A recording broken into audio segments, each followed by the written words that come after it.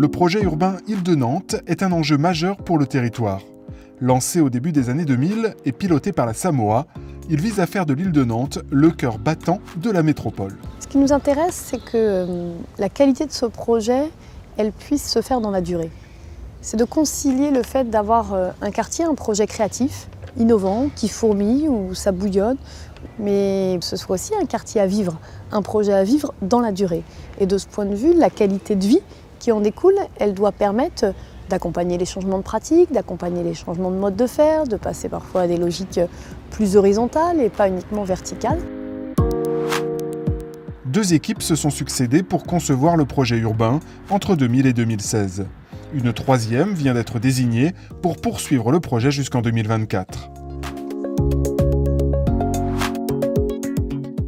Le défi en fait, qu'on a toutes les deux, c'est d'aborder cette création d'un morceau de ville, c'est même plus qu'un quartier, tout en ayant à cœur la question de la présence du paysage, de faire cette ville avec une certaine densité tout en préservant ces horizons, cette ouverture sur le grand paysage.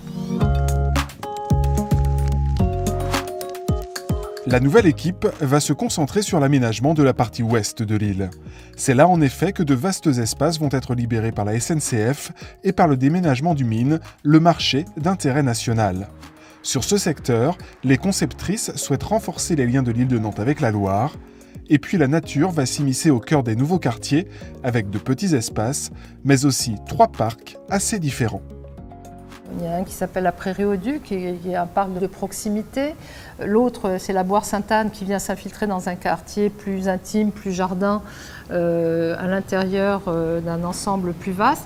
Et enfin, on a le parc de Loire, qui est lui situé sur la partie sud, sur le long du quai Wilson, et qui ouvre plein feu sur la Loire, sur le sud. Et au fond, c'est la Loire qui devient presque, c'est elle qui est métropolitaine et qui crée une nouvelle centralité métropolitaine pour la ville de Nantes. On va habiter presque partout au bord d'un parc, donc au bord d'un espace naturel, ça c'est quand même très particulier. Et puis on fait un travail aussi très fin sur les épanelages, c'est-à-dire pouvoir avoir du petit collectif, voire des maisons de ville, mais aussi des grands bâtiments qui vont avoir une vue dégagée sur la Loire. Donc travailler de manière très fine sur ces différentes ambiances.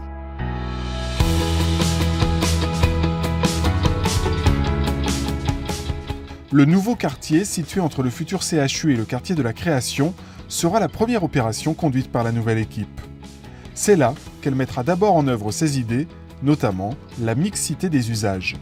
Ce quartier va être à la fois résidentiel, mais à la fois aussi travaillé, et travaillé de différentes façons. Donc on a par exemple quelques principes de base qui sont que dans un même îlot, on devra habiter, mais on devra aussi travailler.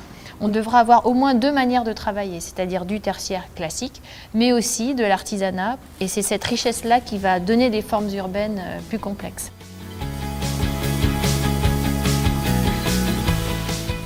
Ce nouveau quartier, ainsi que le parc de la Prairie au Duc, seront en cours de développement au moment de la livraison du CHU en 2026.